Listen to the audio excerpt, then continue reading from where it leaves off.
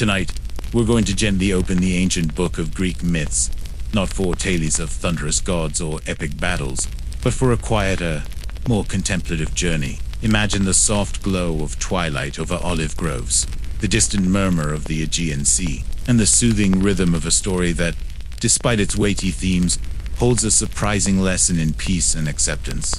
We're going to explore the myth of Sisyphus, a king known for his cunning, who ultimately faced an eternal task that might, surprisingly, help you relax. So, let your thoughts drift, picture a timeless landscape, and allow the quiet wisdom of ancient storytelling to lull you into a peaceful slumber. Greek mythology is a vast and intricate tapestry, woven with stories of gods, heroes, monsters, and mortals. These tales, passed down orally for centuries before being written, were not just entertainment. They were explanations for the world's phenomena, moral lessons, and reflections on the human condition. They explored themes of fate, free will, justice, and the consequences of hubris. But within this grand narrative, there are stories that, when viewed through a certain lens, offer a unique pathway to quiet contemplation rather than dramatic excitement. The myth of Sisyphus is one such story. At first glance, it appears to be a tale of endless futility, a harsh punishment for a mortal who dared to defy the gods. Sisyphus, a king of ancient Africa, was notorious for his cunning, his deceit, and his audacious attempts to cheat death itself. His story is often cited as a metaphor for pointless labor, for tasks that are inherently meaningless because they must be repeated without end. Imagine the frustration, the exhaustion, of endlessly pushing a heavy rock up a hill, only to watch it roll back down each time. However, as we delve deeper into particularly his famous punishment, we can find a surprisingly calming resonance. We'll explore the idea that even in the face of an unending, repetitive task, there is a subtle freedom, a quiet defiance, and even a peculiar kind of peace to be found. It's a gentle reinterpretation of what appears to be a cruel fate, transforming it into a meditation on perseverance and finding meaning in the moment. The very nature of Sisyphus' punishment, the pushing of a rock, is a physical, repetitive action. Think of the rhythm of movement, the engagement of the body, the singular focus required. In a world full of mental clutter and constant demands, the idea of a simple, repetitive physical task, even a seemingly pointless one, can hold a strange allure. It allows the mind to clear, to settle into a rhythm, to release the anxieties of complex thought. So, as we begin to trace the life of Sisyphus, from his cunning exploits as a king to his eventual confrontation with the divine, try to hold in your mind this underlying theme: the quiet power of repetition, the unexpected calm found in a continuous, unwavering effort. We will watch him scheme, we will see him defy the very fabric of existence, and then we will observe him in his eternal task, seeking the hidden peace within his seemingly endless labor. Let us start by understanding the man himself, this clever king whose defiance ultimately led him to a surprisingly chill rock. Let's now gently set the stage for our story by introducing the man himself. So, imagine a vibrant, bustling city in ancient Greece, perched atop an imposing hill overlooking the shimmering waters of the Saronic Gulf. This was Ephora, later to be known as Corinth, and Sisyphus was its legendary founder and king. His early life, though not filled with grand heroic deeds, was marked by a distinct characteristic that would define his entire existence: a cunning, often deceitful, intelligence that he used to great effect. Sisyphus was said to be the son of Aeolus, the king of Thessaly, and the keeper of the winds, and this lineage placed him among the early heroic figures, albeit one whose heroism lay not in strength or courage in battle, but in the sharp acuity of his mind and his uncanny ability to outwit others. He was renowned for his craftiness, his shrewdness, and his penchant for deception. Imagine a man whose words were always carefully chosen, whose promises might hide a deeper agenda, and whose every action seemed designed to gain an advantage. As king of Ephora, Sisyphus was largely responsible for its prosperity. He understood the strategic importance of his city, situated on the narrow isthmus of Corinth, controlling the land route between mainland Greece and the Peloponnese. He also capitalized on its access to two major ports, one on the Saronic Gulf and another on the Gulf of Corinth, making it a crucial hub for trade. Imagine the bustling docks, the ships coming and going, and Sisyphus, the clever king, overseeing it all, ensuring his city's economic dominance. His administrative skills were considerable. He built up Ephora, transforming it into a powerful trading center. He was credited with establishing important religious games, the Isthmian Games, dedicated to Poseidon, which would later become one of the Pan-Hellenic Games, rivaling the Olympics. This act suggests a ruler capable of both shrewd economic planning and civic organization, someone who understood how to bring prestige and prosperity to his realm. Imagine the crowds gathering for these games, a vibrant spectacle orchestrated by the clever king. However, Sisyphus's cleverness often veered into outright dishonesty and self-serving manipulation. He was famously greedy and avaricious, always seeking to increase his wealth and power, even at the expense of others. He was known for his unscrupulously acquiring more land and territory for his kingdom, often through trickery rather than overt warfare. Imagine a king who preferred a quiet, cunning maneuver to a loud, bloody confrontation, yet achieved his goals nonetheless. One of the earliest examples of his notorious cunning involved his treatment of guests, a violation of the sacred Greek concept of xenia, or hospitality. While details are somewhat vague, it is said that he would murder travelers and guests to steal their possession, a grave offense in ancient Greek culture, which held hospitality as a sacred duty owed to strangers, often believed to be gods in disguise. This act immediately marks Sisyphus as someone who dared to defy not just human law, but divine expectation for personal gain. Imagine the quiet horror of a traveler, realizing too late the treacherous nature of their host. This inherent distrust of Sisyphus's character permeated his reputation. He was not a king, beloved for his justice or his wisdom, but rather grudgingly respected, or perhaps even feared, for his sharp mind and his willingness to bend or break rules. He represented a type of mortal cunning that could, for a time, outmaneuver even the gods, a dangerous and intriguing proposition in Greek mythology. It is this fundamental character trait, his boundless cleverness, his audacious disregard for conventional morality, and his relentless pursuit of dramatic confrontations he would later have with the Olympian gods themselves. He was not a brute or a warrior, but a master manipulator, a quiet schemer whose intellect was his primary weapon. And it is this very cleverness that would lead him to challenge the most fundamental aspect of human existence, death itself. So, settle in as we witness the early machinations of this shrewd king, whose quiet cunning would eventually set him on a collision course with destiny. Let's now gently observe one of Sisyphus's earliest displays of cunning, a story that perfectly illustrates his unscrupulous nature and his willingness to deceive for personal gain. Imagine a time when livestock was a primary form of wealth, and its theft a serious crime. Sisyphus, however, found a clever, almost quiet way to turn the tables on a thief, demonstrating his shrewdness even in illicit affairs. Autolycus was a notorious trickster and a master thief, renowned for his ability to steal anything without leaving a trace. He was even said to be the son of the god Hermes, patron of thieves and travelers, which explained his exceptional skill in deception. Autolycus had a particularly clever method for stealing cattle. He would alter their markings or brands, or even magically change their appearance, making them unrecognizable to their rightful owners. Imagine him subtly altering a brand, or using a charm to make a black cow appear brown, completely frustrating anyone trying to identify their stolen beasts. Sisyphus, ever the shrewd and observant king, was a victim of Autolycus's cunning. His cattle repeatedly vanished from his pastures, despite his best efforts to guard them. Unlike others who might have simply despaired or resorted to brute force, Sisyphus employed his keen intellect to outwit the master thief. He began to suspect Autolycus, due to the thief's reputation and the sheer inexplicability of the disappearances. Instead of openly accusing Autolycus, which would have been difficult to prove given the thief's skill, Sisyphus devised a clever He understood that Autolycus's magic or trickery primarily relied on altering the cattle after they had been stolen. Sisyphus, therefore, needed a way to mark his cattle before they were stolen, in a manner that Autolycus could not easily detect or undo. His solution was elegantly simple, yet brilliant in its ingenuity. Before letting his cattle out to pasture, Sisyphus reportedly hammered a small, secret mark or symbol, usually a letter or his personal sigil, underneath the hooves of his oxen and cows.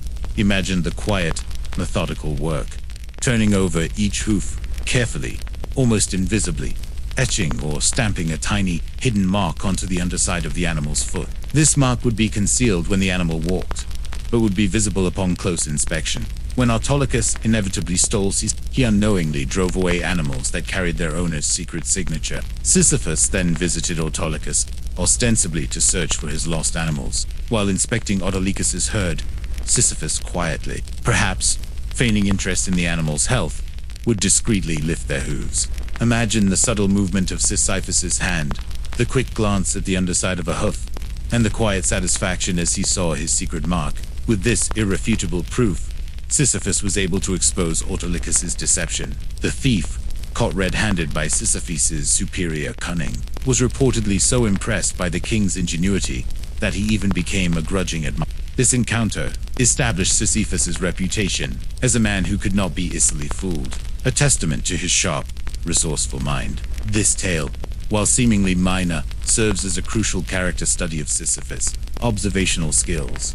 He noticed the pattern of disappearances and suspected or problem-solving intellect. Instead of brute force, he used a clever, unconventional solution: deviousness. While catching a thief, his method was still secretive and a form of boundless cunning. He didn't just solve the problem, he did so in a way that showcased his superior intellect. This incident, early in his career, cemented Sisyphus's reputation for being more cunning than even the son of Hermes himself. It paints a picture of a man who constantly sought an advantage, who reveled in outsmarting others, and who believed his intellect could overcome any obstacle. This audacious confidence in his own cleverness would eventually lead him to challenge forces far greater than a mere cattle thief, setting him on a collision course with the very gods of Olympus. His quiet, almost invisible mark on the hooves of his cattle was a harbinger of the grander, more audacious deceptions he would later attempt. From the clever, if unscrupulous, cattle rustling incident, Sisyphus's audacious cunning continued to grow, eventually leading him to a direct and far more dangerous act of defiance against the king of the gods himself, tantalizing Zeus. Imagine the audacity of a mortal, daring to expose the secret love affairs of the most powerful Olympian, driven by self-interest and an almost reckless confidence in his own wit. This moment marked a critical escalation in firmly placing him on the gods' radar for future, far more severe punishments. The story involves Sisyphus, a river god, whose beautiful daughter Aegina had mysteriously disappeared. Sisyphus, distraught, searched frantically for his beloved child, but no one seemed to know what had become of her. Zeus, ever the philanderer, was, of course, the culprit, having abducted Aegina and carried her away to an island. Imagine the quiet desperation of a father god, searching the very currents of his river for any trace of his lost daughter. Sisyphus, in his frantic search, eventually came to Corinth, Sisyphus' city. He pleaded with Sisyphus, promising to provide an spring of fresh water for the city's Acropolis if Sisyphus would reveal what he knew about Aeneas' disappearance.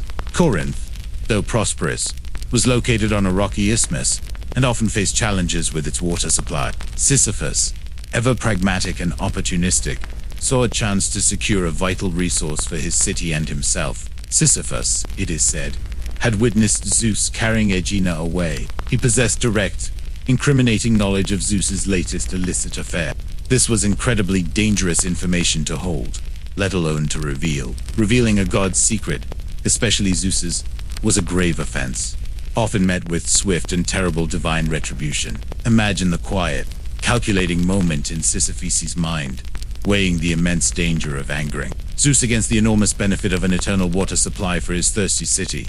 His greed and audacity won out. So, in exchange for the promise of a perennial spring for his city, Sisyphus boldly revealed Zeus's secret. He told Sisyphus that it was Zeus who had abducted Aegina, specifying where and how. Imagine the river god's mingled grief and rage upon hearing this confirmation, and the quiet satisfaction of Sisyphus, having secured his prize. Zeus, of course, was furious when he learned of Sisyphus's betrayal. The king of the gods valued his secrets, especially his extramarital escapades, and considered any mortal who dared to expose them a direct challenge to his divine authority and reputation. This was an act of audacious disrespect, a mortal deliberately interfering with divine affairs and using sacred knowledge for personal gain. Imagine the thunder rumbling in the heavens, not from a storm, but from the simmering wrath of Zeus. Zeus immediately dispatched the personification of death, to seize Sisyphus and drag him down to the underworld. This was a direct, unambiguous punishment for his Imagine the silent, chilling arrival of Thanatos, a gaunt and formidable figure, coming to claim the mortal who dared to mock the gods. This incident, revealing Zeus's vulnerability and Sisyphus's audacious cleverness, cemented Sisyphus's notoriety among the gods. He had not only broken a sacred trust by revealing divine secrets, but had done so with a calculating disregard for the power of Olympus. It was an act of ultimate hubris, a mortal believing his cunning could outmaneuver the very rulers of the cosmos. This transgression, more than any prior act, marked Sisyphus for a future of divine retribution, setting the stage for his repeated and increasingly desperate attempts to cheat death, which we will witness next. His quiet betrayal of Zeus was a small, yet profound, tremor that would ultimately lead to a seismic punishment. From the perilous act of tantalizing Zeus, Sisyphus' story plunges into its most audacious chapter, his direct confrontation with the grim reality of mortality, by tricking Thanatos, the very personification of death, and escaping his grasp. Imagine the chill of the underworld, the finality of existence, suddenly thrown into disarray by the cunning of a mere mortal. This act of defiance was unprecedented, a temporary triumph that revealed the depths of Sisyphus' audacious wit. As punishment for revealing Zeus's secret, the king of the gods dispatched whose name itself means death. To bring Sisyphus to the underworld, Thanatos was depicted as a dark, winged figure, a quiet and inescapable force, responsible for separating the soul from the body and guiding it to Hades. Imagine the chilling silence that would fall as Thanatos arrived, a certainty of doom descending upon the clever king. But Sisyphus, ever the master of deceit, was not so easily claimed. When Thanatos arrived to lead him away, Sisyphus greeted him with surprising composure. Instead of resisting with force, he engaged Thanatos in conversation, feigning admiration for his chains and fetters. He expressed a keen interest in Thanatos' tools, particularly the bronze chains meant to bind him, marveling at their craftsmanship. Imagine Sisyphus, with a calm, almost curious demeanor, asking Thanatos to demonstrate how the chains worked. Thanatos, perhaps intrigued by this unusual mortal, or simply confident in his own power, fell for Sisyphus. He agreed to show Sisyphus how the chains functioned. As Thanatos demonstrated the binding mechanism, Sisyphus, with a lightning-quick movement, seized the opportunity. He deftly maneuvered Thanatos into the very chains meant for him, trapping death himself. Imagine the quiet click of the bronze chain snapping shut, not around Sisyphus, but around the surprised form of Thanatos. With Thanatos imprisoned, the world was thrown into a state of profound disarray. Death ceased to exist. No one could die. The natural order was completely disrupted. Imagine the quiet confusion as soldiers, gravely wounded in battle, simply refused to perish. The sick lingered on, unable to find release. Old age became an endless, weary burden. The very balance of life and death, so fundamental to existence, was utterly broken. The world became a strange, static place, devoid of its natural conclusion. The gods, of course, soon realized what had happened. Their offerings stopped flowing, as there were no more souls to guide to the underworld. Ares, the god of war, was particularly incensed. His battles, his glorious victories, were meaningless if the defeated could not die. Imagine Ares, frustrated and enraged, his war machine stalled by the cunning of one mortal. This trick, while a temporary victory for Sisyphus, was an unprecedented defiance of the divine order. A mortal had not only cheated death, but had imprisoned death itself. It demonstrated Sisyphus's unparalleled audacity and his astonishing ability to outwit even a primal force of the cosmos. Imagine the quiet satisfaction Sisyphus must have felt, smug in his temporary immortality, believing his cleverness had truly triumphed over fate. However, such a profound disruption could not last. The universe demanded balance. The gods could not allow death to remain imprisoned indefinitely.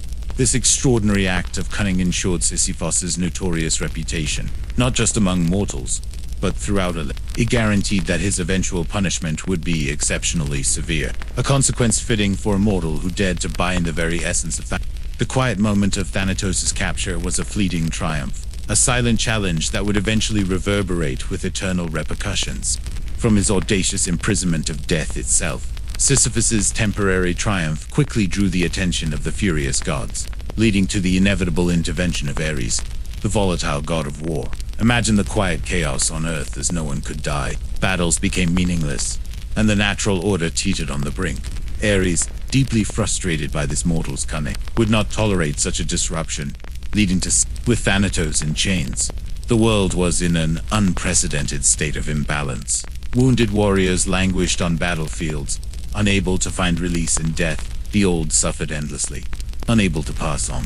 The very cycle of life and renewal was grinding to a halt. This was particularly galling for Ares. As the god of violent warfare and bloodshed, his domain relied entirely on the finality of death. If soldiers couldn't die, battles lost their decisive consequences, and his glorious, bloody work became utterly pointless.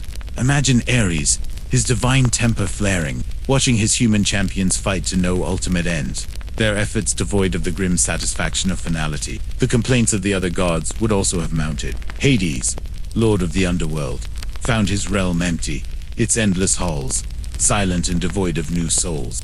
Zeus, already angered by Sisyphus's earlier betrayal concerning it, was now faced with a far greater affront.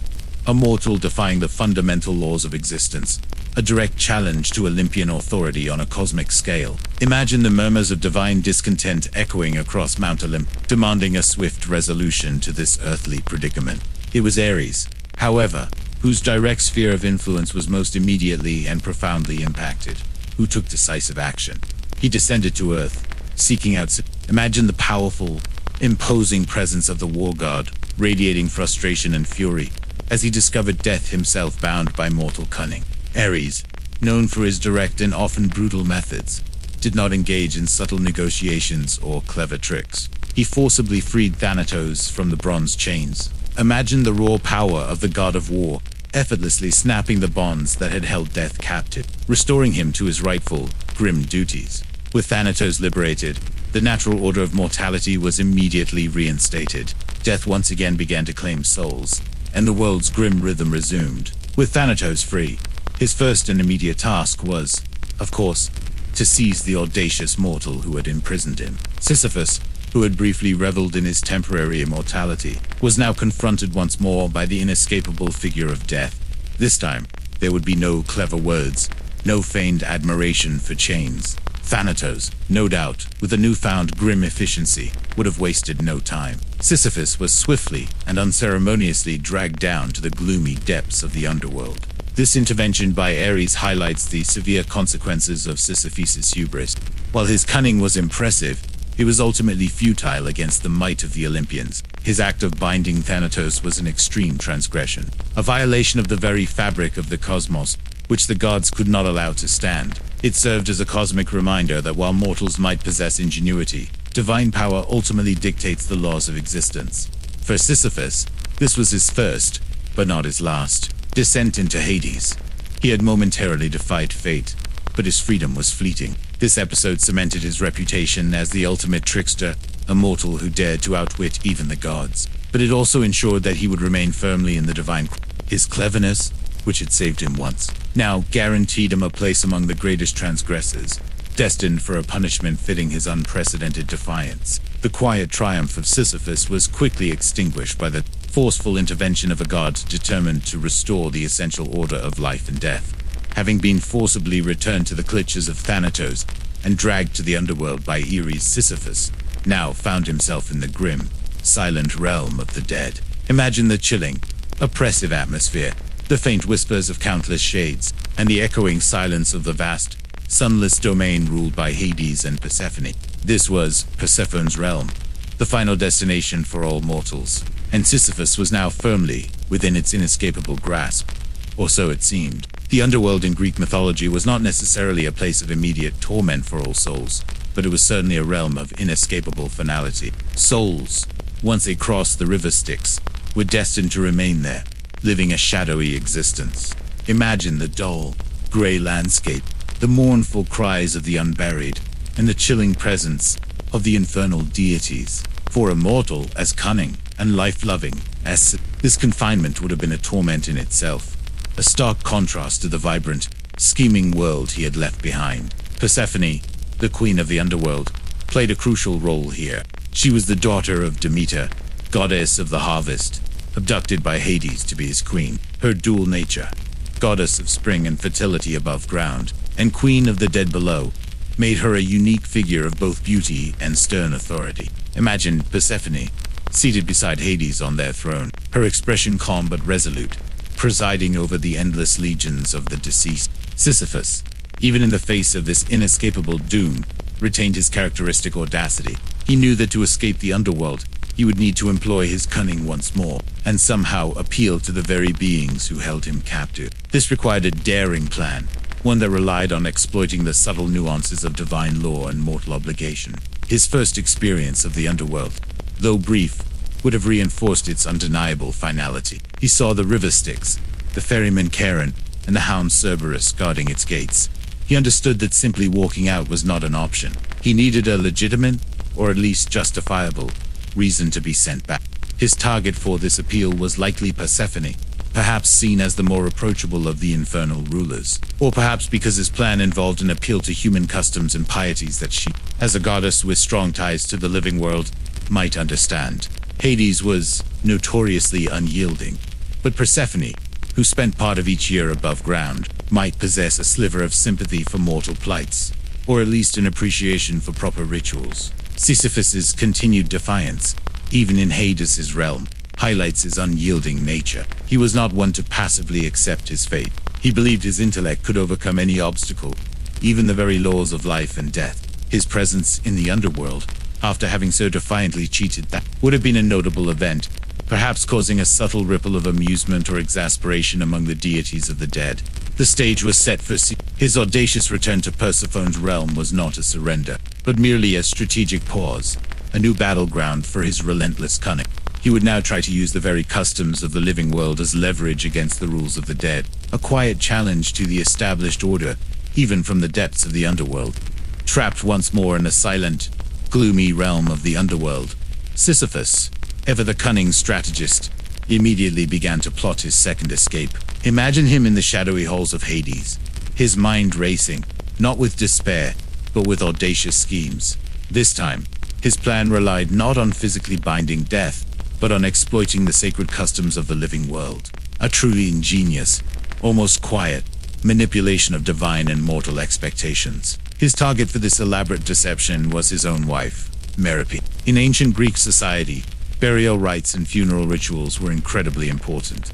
It was believed that for a soul to find peace in the underworld, the deceased body had to be properly buried, and specific offerings made. Without these rites, a soul was condemned to wander endlessly between worlds, unable to enter Hades fully. This was a profound fear for Greeks, a crucial aspect of their spiritual understanding of life and death. Sisyphus, knowing this deeply held belief, had the foresight to devise a plan with his wife Merope. He must have anticipated that even if he escaped Thanatos once, the gods would eventually send him back. So, he gave Merope very specific and highly unconventional instructions. Imagine him whispering these strange commands to her, perhaps with a mischievous glint in his eye, knowing full well the outrageousness of his request. His instruction to Merope was to not bury his body. No traditional funeral rites, no offerings, no coins placed under his tongue for Charon, the ferryman of the river Styx. Imagine the quiet horror that Merope, a dutiful Greek wife, must have felt at such a blasphemous request. To leave a body unburied was a grave offense against both human and divine law, condemning the soul to an eternity of restless wandering. It was a complete subversion of deeply ingrained societal norms. Sisyphus's reasoning was brilliantly deceptive. By ensuring his body remained unburied, he could later argue to the rulers of the underworld, Hades and Persephone, that he had been wrong. He could claim that his wife had neglected her sacred duties, thereby leaving his soul in a state of limbo, unable to properly transition into the realm of the dead. This would then give him a legitimate pretext, in his cunning mind, to request a temporary return to the living world to correct this supposed injustice. Imagine the sheer audacity of this plan. Sisyphus was effectively weaponizing his wife's piety and the gods' own rules about proper burial against them. He was creating a false grievance, a contrived loophole, to trick his way out of the underworld. This wasn't about strength or magic. It was pure intellectual manipulation, a testament to his unparalleled talent for deceit. Merope, despite her potential reservations and the profound implications of her husband's bizarre request, seemingly complied. When Sisyphus died, his body remained unburied in Imagine the confusion and whispers among the living in Corinth, seeing the body of their former king left untended, a stark violation of custom. Meanwhile, Sisyphus's unburied soul indeed found itself in a state of torment in the underworld, unable to properly cross the Styx or find its place among the shades. This was precisely what Sisyphus intended. He allowed himself to suffer this temporary torment, knowing it would be the key to his next audacious plea. This intricate, premeditated scheme showcases Sisyphus's foresight and his relentless determination to defy fate. He understood the rules, both mortal and divine, and sought to twist them to his advantage. His cunning was not a spontaneous act, but a carefully calculated strategy, conceived even in the shadow of his impending death. The quiet instruction given to Merope, seemingly a simple domestic arrangement, was in fact the masterstroke of his most daring escape attempt, setting the stage for his audacious bargaining with the queen of the trapped in the desolate reaches of the underworld. Yet with his cunning plan already set in motion, Sisyphus now embarked on his most audacious act of verbal manipulation, bargaining with the serene yet formidable queen of the dead. Imagine the shadowy halls of Hades, usually filled with the silent resignation of souls, suddenly pierced by the audacious voice of a mortal, pleading his case with a mixture of feigned piety and shrewd calculation. Sisyphus, relying on the unburied state of his body back in Africa, presented himself before Persephone. He did not simply beg for release. Instead, he crafted a compelling argument, playing on the fundamental principles of divine and mortal law regarding proper burial rites. He lamented his fate, not focusing on his imprisonment by Thanatos, but on the perceived neglect of his wife, Merope. He painted a picture of a wronged soul, denied the essential funeral rites that were crucial for a peaceful passage into the afterlife. He might have claimed that his wife, in her grief, or perhaps out of disrespect, had failed to perform the necessary sacrifices and rituals for his burial. Imagine Sisyphus's voice, perhaps tinged with manufactured sorrow, explaining how his body lay unmourned and unhonored in the upper world, a grave transgression against the sacred customs. His argument would have gone something like this. "Oh, Queen Persephone, merciful ruler of this silent realm, my soul cannot find true rest here. My wife, Merope, in a shocking act of impiety, has failed to perform my funeral rites. My body lies unburied, preventing my proper entry into your glorious kingdom. This is an affront not only to me, but to the very laws of the gods regarding burial. Grant me, I beg you, a brief return to the sunlit world. Allow me to chastise my wife for her neglect, to arrange for my proper funeral, and then, I swear, I will return willingly to your domain to take my rightful place among the dead." The genius of Sisyphus's plea lay in its careful construction. He was not asking for permanent escape. He was appealing to a shared sense of divine justice and the importance of sacred rituals. For the gods, who established and upheld these customs, an unburied body was indeed a serious matter. It disrupted the natural order, and it deprived them of the proper offerings and reverence due from the living for the deceased. Persephone, who spent half her time in the vibrant upper world and understood its customs, would have been particularly attuned to such an appeal to piety and familial duty. Persephone, known for her solemnity but also for her occasional moments of clemency, was reportedly swayed by Sisyphus's cunning performance. Perhaps she saw the logic in his argument, or perhaps she simply found his audacity amusing. She granted his request. Imagine the quiet, almost unbelievable moment of decision as the queen of the underworld, swayed by a mortal's silver tongue, allowed him a temporary reprieve. Sisyphus was permitted to return to the world of the living, but under the strict condition that he would arrange his proper burial and then willingly come back to the underworld. Imagine the elation Sisyphus must have felt, his heart pounding with triumph as he found himself once again breathing the air of the upper world, having cheated death not once, but twice, and having outmaneuvered even the queen of the dead. This act of bargaining with Persephone demonstrates Sisyphus's profound understanding of psychology and divine bureaucracy. He knew how to frame his deception in a way that resonated with the gods' own values and rules, turning their sacred traditions into his instruments of escape. His quiet, persuasive words achieved what brute force could not, securing him a brief, precious return to life. However, the gods, even when temporarily deceived, rarely forget. Sisyphus's second escape, even if granted under false pretenses, was another grave transgression against the natural order and divine authority. His relentless cunning, while admirable in its audacity, was becoming an unbearable affront to Olympus. This short-lived freedom merely delayed the inevitable and ensured that his final, eternal punishment would be a truly fitting consequence for a mortal who dared to challenge the very fabric of existence. The quiet plea in the underworld was a clever manipulation, a temporary victory that would lead to an everlasting burden. Having audaciously bargained his way out of the underworld for a second time, Sisyphus found himself back in the sunlit world of the living. But true to his incorrigible nature, he had no intention of fulfilling his promise to return.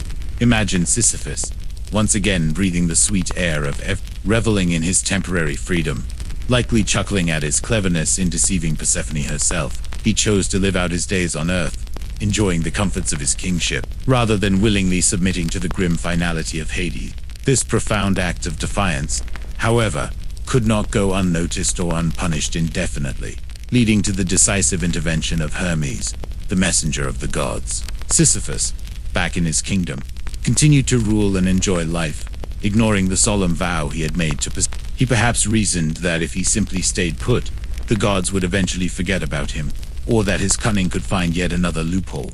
This continued refusal to accept his fate, to defy the very laws of mortality that bound all other humans, was an ultimate act of hubris. Imagine him going about his daily duties, subtly gloating over his divine believing he had truly outwitted the cosmos. However, the gods of Olympus have long memories. An immortal who twice escaped the clutches of death and mocked divine authority could not be allowed to go unpunished. The disruption Sisyphus caused was too profound, the challenge to their power to direct. There was a divine order to be maintained, a balance between life and death that Sisyphus had repeatedly upset. It was Zeus, the king of the gods, who finally ran out of patience. Having been directly angered by Sisyphus' earlier betrayal regarding and now seeing his authority further undermined by this mortal's repeated escapes from death, Zeus decided that Sisyphus' time for a final, inescapable punishment had come.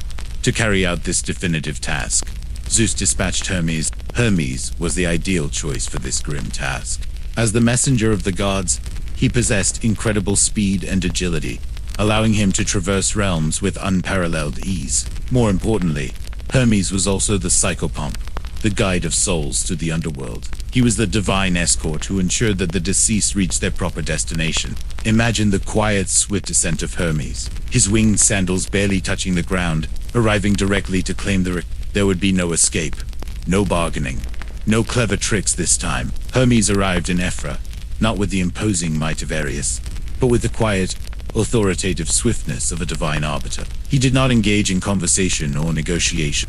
His mission was clear and immediate: to forcibly seize Sisyphus and ensure his permanent return to the underworld. Imagine the sudden, undeniable presence of the god, his face serene but resolute, giving Sisyphus no opportunity to plot another escape. Sisyphus, confronted by the inevitable and inescapable power of Hermes, finally realized his game was truly over. He had no more tricks left, no more loopholes to exploit. Hermes, with divine authority, seized Sisyphus and, without ceremony, dragged him down to the underworld for the third and final time. Imagine the final, desperate resistance of Sisyphus, followed by the quiet finality of his descent into the realm he had so audaciously defied. This final act, carried out by Hermes, cemented Sisyphus's fate. It was a clear statement from the Olympians. A mortal, no matter how cunning, could not defy the fundamental laws of existence indefinitely. The constant challenge to divine authority, the repeated mockery of death itself, had finally reached its breaking point. Sisyphus's cleverness, once his greatest asset, had now become the very reason for his eternal damnation. His audacious attempts to evade death, while impressive in their ingenuity, ultimately led to a punishment specifically designed to neutralize that very cunning, and to endlessly demonstrate the futility of mortal defiance against divine will. The quiet swiftness of Hermes' intervention brought a definitive end to Sisyphus's life among the living, setting the stage for the grim, repetitive eternity that awaited him, a fate specifically crafted to counter his boundless cunning. Having been forcibly escorted by Hermes to the underworld for the last time, Sisyphus now faced the true and eternal consequence of his unparalleled cunning and hubris. Imagine the grim tribunal of the gods of the underworld, Hades and Persephone, perhaps joined by Zeus himself, contemplating a punishment so fittingly agonizing that it would serve as an eternal warning to any mortal daring to defy the divine order. This was not a quick, merciful end, but an ingenious, repetitive torment, the eternal punishment of pushing a rock. The sentence passed upon Sisyphus was unique, carefully tailored to mock his relentless efforts and his futile attempts to escape fate. He was condemned to perpetually roll a massive boulder up a steep hill in Tartarus, the deepest abyss of the underworld, a place reserved for the most grievous offenders. Imagine the sheer size of the boulder, far too heavy for any mortal. A raw, unyielding mass of rock. The nature of the punishment was deceptively simple, yet utterly soul-crushing in its repetition and futility. Sisyphus would exert all his strength, pushing the enormous stone, inch by agonizing inch, up the long, steep incline. He would strain, sweat, and dedicate every fiber of his being to this singular task.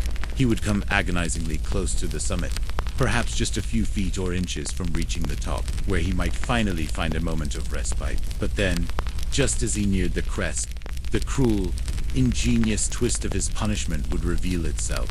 The boulder, due to some unseen divine force, or its own inherent weight on the steep incline, would inevitably slip from his grasp and roll all the way back down to the very bottom of the hill. Imagine the crushing sound of the enormous stone rumbling back down the slope, its descent swift and unstoppable, undoing all of Sisyphus's tireless effort in a single, mocking moment. And then, Sisyphus would have to begin again. Imagine him watching the rock tumble down, his shoulders slumped, his breath ragged, knowing that all his previous effort had been for naught. There was no end in sight, no final success to be achieved. The task was designed to be eternally repetitive and perpetually futile. This punishment was perfectly calibrated to Sisyphus's defining characteristic: his cunning and his relentless pursuit of escape and gain. His previous victories over Thanatos and Persephone were triumphs of intellect and manipulation, allowing him to evade physical confinement. The rock, however, was a physical, undeniable burden. No trick could lighten its weight. No cunning argument could prevent its descent. It was a purely physical and psychological torment, stripping him of the very means by which he had defied the gods. The nature of the punishment also provided a stark contrast to his earthly life. As king of Corinth, Sisyphus had built a prosperous city, controlled trade routes, and engaged in intellectual deceit. His life was one of agency, of making choices and seeing their consequences. Now, he was stripped of all agency, reduced to a single, meaningless, repetitive physical labor. Imagine the profound psychological impact of such a stark reversal, from cunning sovereign to eternally toiling servant of Tartarus. The environment of Tartarus itself added to the torment. It was a gloomy, sunless place, filled with the shadows of the damned. No cheering crowds, no bustling marketplace, no lavish bank, just the endless, silent expanse of the abyss, punctuated by his own labored breaths and the relentless rumble of the falling rock. The myth of Sisyphus's eternal punishment became one of the most famous and chilling cautionary tales in Greek mythology, a powerful symbol of the futility of defying the gods and the tragic consequences of hubris. It underscored the ancient Greek belief in the inexorable nature of fate and the ultimate supremacy of divine justice. Yet, as we will explore further, this seemingly bleak punishment, when viewed through a contemplative lens, can surprisingly offer a path to understanding the human condition, and even a peculiar kind of peace. But for now, picture the ceaseless, quiet toil, the rhythm of effort and defeat, as Sisyphus begins his endless task. Let's now immerse ourselves in the quiet, painstaking reality of Sisyphus, focusing specifically on the ascent, the daily struggle of pushing the rock. Imagine him at the base of that impossibly steep hill in Tartarus, the enormous, unyielding boulder before him. This wasn't a heroic feat of strength, but a relentless, monotonous grind, a testament to pure physical and mental endurance, repeated without end. Sisyphus would begin his day at the bottom of the hill. He would position himself behind the massive stone, feeling its cold, rough surface against his palms. Imagine the texture of the rock, perhaps gritty, perhaps smooth from millennia of friction. Utterly indifferent to his plight, he would brace his legs, lean forward with all his might, and begin to push. The hill was steep, described as towering, almost insurmountable. Every inch of ascent would demand immense physical exertion. Imagine the strain on his muscles, the burning in his legs, the raw ache in his back, as he strained against the immense weight. His breath would come in ragged gasps, his body soon slick with sweat, even in the cool, gloomy air of the underworld. The effort was continuous, unrelenting. There would be no breaks, no moments of true rest. The divine decree meant the task was endless. He couldn't simply sit down and refuse to push. The compulsion was absolute, a fundamental condition of his existence in Tartarus. Imagine the quiet, grim determination on his face, a weariness etched into his features, yet a forced resolve to keep pushing, step by agonizing step.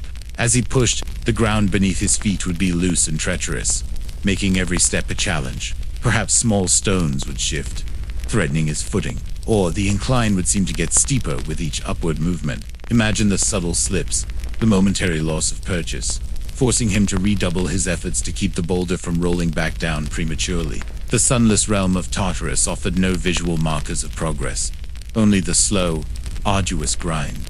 The air would be heavy, silent save for his own labored breathing and the occasional scrape of the rock against the earth. Imagine the profound quiet, broken only by the sounds of his physical struggle, a stark reminder of his singular, solitary torment. Psychologically, the ascent was a torment in itself. Each push was fueled by the false hope of reaching the summit, the fleeting promise of a moment's respite before the inevitable. He would have learned, over countless cycles, that the top was always just out of reach, that success was perpetually denied. Imagine the mental fortitude required to face this certainty of failure time and time again, yet to continue pushing. His mind, however, might have found small, subtle ways to cope. Perhaps he focused on the immediate task, the sheer physical act of pushing, rather than the futility of the overall endeavor. Perhaps he developed a rhythm to his movements, a quiet, almost meditative cadence to his steps, allowing his mind to disengage from the meaninglessness and simply focus on the process. Imagine the subtle shift in focus, from grand defiance to the quiet, mechanical engagement with the task at hand. The sounds of the ascent would be intimate and personal. The creak of his straining joints, the rasp of his breath, the subtle grind of the rock. There would be no cheers, no witnesses other than perhaps the silent, indifferent shades of other damned souls, or the unblinking eyes of the infernal gods. His struggle was entirely his own, a solitary, repetitive test of endurance. This grueling ascent, repeated for eternity, was the core of his punishment. It symbolized the crushing weight of his transgressions, the futility of his cunning against divine power, and the endless cycle of thwarted ambition. Yet, in its very repetition, in its demand for a singular focus and physical exertion, there lies a strange, almost hypnotic rhythm. As we will later explore, this rhythm, this quiet, unending physical act, can be reinterpreted not just as torment, but as a path to a peculiar kind of peace. But for now, just imagine the silent, persistent struggle, the endless push, inch towards a perpetually unreachable summit. Having explored the arduous, never-ending ascent of Sisyphus and his boulder, let's now consider the equally crucial, and perhaps even more psychologically poignant, aspect of his eternal punishment. The descent, the quiet repetition of the rock's fall and Sisyphus's walk back down the hill. Imagine the sound of the enormous stone rumbling back to the bottom, a mocking echo of his thwarted efforts, and the quiet, solitary journey Sisyphus must then undertake to begin his labor anew. This rhythmic cycle of effort and undone progress is the true heart of his eternal torment. Yet, as we shall see, also holds a hidden possibility for a peculiar kind of peace. Once Sisyphus reaches the very brink of the summit, that agonizing point where success seems within his grasp, the inevitable occurs. The boulder, perhaps with a final, defiant tremor, slips from his strained grip. It might be the sheer weight, the steepness of the incline, or a subtle, unseen divine force that ensures its failure. Imagine the brief moment of despair, the sudden release of tension as the rock begins its swift, unstoppable roll. The descent of the rock is a powerful symbol of futility. It doesn't just fall, it rumbles, bounces, and crashes all the way back down to the very base of the hill, undoing all of Sisyphus's arduous efforts in a matter of seconds. Imagine the sound echoing through the gloomy silence of Tartarus, a deep, resonating thud-thud-thud as the massive stone gathers momentum, a mocking reminder that his tireless labor has come to naught. This sound, repeated endlessly, would be a constant auditory symbol of his eternal failure, a sound designed to crush hope. And then, with the rock at the bottom, Sisyphus must begin his lonely walk back down the hill. This is perhaps the most psychologically draining part of the punishment. The ascent is active, full of straining effort, even if futile. The descent, however, is a quiet, solitary journey back to the beginning, a forced contemplation of his failure and the endless repetition ahead. Imagine him turning, his shoulders slumped, his muscles aching, and slowly, wearily, beginning the long walk downhill. The path downwards might be slippery, with loose groove from the rock's descent, or simply steep and challenging to navigate without the burden of the boulder. There is no physical rest in this descent, only a shift in the nature of the exertion. His mind, no longer fully focused on the immense physical push, would be free to wander, to dwell on the futility, the absurdity of his plight. Imagine the thoughts that might creep in, the memories of his life, his cunning, his defiance, now all leading to this endless, monotonous purgatory.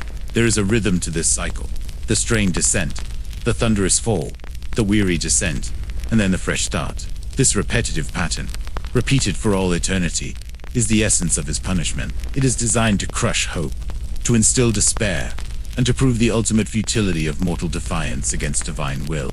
The constant return to square one, the knowledge that success is perpetually denied, is the true psychological torment. However, it is precisely this repetition that, for a contemplative mind, can lead to a surprising sense of chill, or acceptance. In the face of an inescapable, unchanging reality, one might find a peculiar kind of freedom. If the outcome is always the same, if the failure is guaranteed, then perhaps the only thing left to control is the process itself.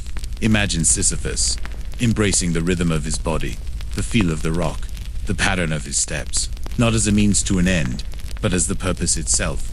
Imagine him finding a subtle satisfaction in the exertion, in the sheer act of pushing, independent of the outcome. Imagine him using the descent as a moment of quiet reflection, not despair, but a brief respite before re-engaging with the task. This philosophical interpretation, which we will explore further, suggests that in the very heart of this repetitive torment, Sisyphus could find a form of peace, a quiet defiance, not against the gods, but against the despair inherent in his fate. By focusing on the present moment, on the physical action, he could reclaim a small measure of agency.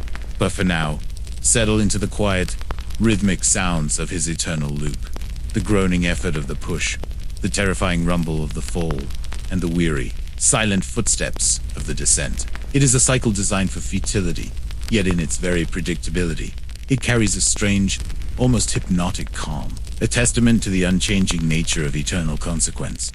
From the quiet, rhythmic cycle of Sisyphus's ascent and descent, let us now gently shift our perspective and delve into the fascinating philosophical interpretations that have transformed this seemingly bleak myth into a profound meditation on the human condition. Imagine thinkers throughout history, from ancient Stoics to modernists, contemplating Sisyphus's eternal task and finding in it not just despair, but surprising insights into meaning, freedom, and the quiet act of living. These interpretations invite us to find a peculiar kind of chill in his plight. For centuries, Sisyphus's punishment has been viewed as the quintessential example of absurdity and futility. The task is meaningless because it never ends, and all effort is immediately needed. This perspective highlights the inherent meaninglessness that some philosophers argue exists in a vast, indifferent universe. Imagine the crushing realization that your greatest efforts might ultimately lead to nothing, that life itself could be an endless, pointless cycle. This is the traditional, perhaps initially unsettling, interpretation. However, the 20th century French philosopher Albert Camus offered a radical and profoundly influential reinterpretation in his 1942 essay, The Myth of Sisyphus. Camus, a key figure in argued that the realization of life's inherent meaninglessness, while initially depressing, should not lead to despair. Instead, it should lead to a form of rebellion and quiet defiance. Camus suggests that Sisyphus is indeed the absurd hero. He is condemned to a task that is inherently meaningless, yet he fully understands its futility. It is in this very awareness, in his consciousness of his fate, that his triumph lies. The moment of descent. Imagine Sisyphus walking back down the hill after the boulder has rolled to the bottom. Camus argues, this is the crucial moment. In this silent walk, Sisyphus is free. He is not pushing the rock, nor is he straining under its weight. He is reflecting, aware of his situation, master of his thoughts. He can choose his attitude towards his fate. Imagine him breathing deeply, feeling the cool air, perhaps even finding a strange satisfaction in the rhythmic crunch of gravel under his feet. Scorning his torment, Camus proposes that Sisyphus, by embracing his fate with contempt, by scorning the gods, finds his freedom. If the task is eternally imposed, then the victory is in performing it with full awareness, without illusions, and without succumbing to despair. There is no fate that cannot be surmounted by scorn, Camus writes. Imagine Sisyphus looking down at his rock, not with dread, but with a quiet, rebellious smirk, knowing that his spirit remains finding meaning in the act. For Camus, the meaning is not in the outcome, but in the very act of pushing, the effort itself, the continuous exertion. The physical engagement with the absurd task becomes the purpose. The struggle itself toward the heights is enough to fill a man's heart. One must imagine Sisyphus happy. Camus famously concludes, imagine Sisyphus finding a strange, almost meditative rhythm in his pushing, focusing on the immediate physical sensation, the feel of his muscles working, the scrape of the rock. In this singular focus, anxiety about the past or future dissolves. This interpretation shifts the focus from the outcome to the process. It suggests that even in the most repetitive or seemingly meaningless tasks, we can find dignity and meaning by embracing the present moment, by consciously choosing our attitude, and by finding joy or satisfaction in the very act of doing. Imagine applying this to your own life. The quiet satisfaction of a repetitive chore, the mindful attention to a routine task, transforming the mundane into something imbued with personal purpose. Other philosophical perspectives also offer insights. Stoicism. A Stoic might view Sisyphus' fate as an external circumstance beyond his control. True freedom, for the Stoic, lies in controlling one's internal response to such circumstances. Sisyphus could find peace by accepting his fate and performing his task with virtue and equanimity, without emotional turmoil. Imagine the quiet strength of acceptance, finding calm within the imposed reality. Existentialism. While existentialist thought often emphasizes personal responsibility for creating meaning in a meaningless world, Sisyphus, by choosing his attitude, by rebelling against the despair, becomes the author of his own subjective meaning. These philosophical interpretations transform Sisyphus from a pitiable victim into a figure of quiet, enduring strength. His chill rock is not just a burden, but a canvas upon which he paints his own meaning through conscious choice and unwavering effort. They invite us to reconsider our own repetitive tasks, our own daily struggles, and to find in them not just drudgery, but potential pathways to a peculiar kind of contentment and quiet defiance. His myth, far from being boring, becomes a profound guide to finding peace in the repetitive rhythms of life. As our journey through the philosophical depths of Sisyphus's myth gently draws to a close, let us settle into the final, most soothing interpretation. Sisyphus's chill, the profound idea of finding peace and meaning in repetitive tasks. Imagine the quiet, rhythmic beat of a task performed over and over, not as a curse, but as a deliberate engagement with the present moment, a pathway to a unique form of contentment that resonates far beyond the gloomy slopes of Tartarus. This is the ultimate tranquil takeaway from the king with his surprisingly chill rock. The brilliance of Camus's interpretation, and indeed, of finding a chill in Sisyphus's fate, lies in shifting our perspective from the outcome to the process. In our modern world, we are often obsessed with results, with reaching a destination, with achieving a definitive end. Sisyphus's punishment, by explicitly denying a final outcome, forces a confrontation with the very nature of continuous effort. Imagine Sisyphus, having pushed the enormous boulder almost to the summit, watching it inevitably roll back down. The despair, the anger, the frustration. These are natural initial reactions. But what if, after countless repetitions, those acute emotions begin to fade? What if, in the face of an inescapable reality, the human spirit, resilient and adaptable, finds a new way to cope? This is where the chill begins to set in. Sisyphus recognizes that the external circumstances of his punishment are fixed. He cannot change the rock, nor the hill, nor the divine decree that binds him. But he can change his internal response. He can choose his attitude, embracing the rhythm. Imagine Sisyphus tuning into the purely physical rhythm of his task, the steady push, the strain of muscles, the controlled breathing, the subtle shifting of his weight. This focus on the immediate, tangible sensations of his body engaged in action can become a form of mindfulness. It pulls him into the present moment, away from the agonizing memories of his past cunning, or the bleak contemplation of his endless future. It becomes a quiet, almost meditative dance with a boulder, finding mastery in the micro moments. Even in a futile task, there are the perfect push that gets the rock a few inches further, the optimal positioning of his body for leverage, the efficient descent. Imagine Sisyphus finding a subtle sense of satisfaction in performing the task, well, even if the overall goal remains unattainable. This mastery of the process itself becomes a source of quiet pride, a personal defiance against the gods who wish to strip him of all agency, the freedom of awareness. In the walk back down the hill, Camus suggests Sisyphus is most free. He is aware of his absurd condition, but he chooses not to be crushed by it. He can acknowledge the futility, and yet, in his mind, remain defiant. Imagine him surveying the scene, perhaps with a wry smile, knowing that his spirit remains unbowed, even as his body prepares for another cycle of labor. This quiet act of mental rebellion is his ultimate freedom. Purpose in the struggle. If the struggle itself is enough to fill a man's heart, then the purpose isn't in the summit, but in the striving. It's in the continuous act of being, of engaging with life's burdens, even when they seem pointless. Sisyphus's happiness is not a joy born of achievement, but a serene contentment, found in the act of perseverance itself, in the quiet dignity of simply continuing. This interpretation resonates deeply with our own lives. How many of our daily tasks are repetitive, seemingly mundane, without a grand, definitive end? Daily commutes, household chores, routine work tasks, they can all feel Sisyphean at times. But the myth invites us to find our own chill in these repetitions. Imagine finding a quiet rhythm in washing dishes, letting your mind clear with each wipe. Imagine focusing on the precise movements of your hands during a routine task at work, finding efficiency and a subtle satisfaction in the flow. Imagine a long walk, simply appreciating each step, rather than just hurrying to the destination. The myth of Sisyphus, far from being a boring tale of ancient punishment, becomes a profound guide to finding peace in the continuous, often repetitive, nature of existence.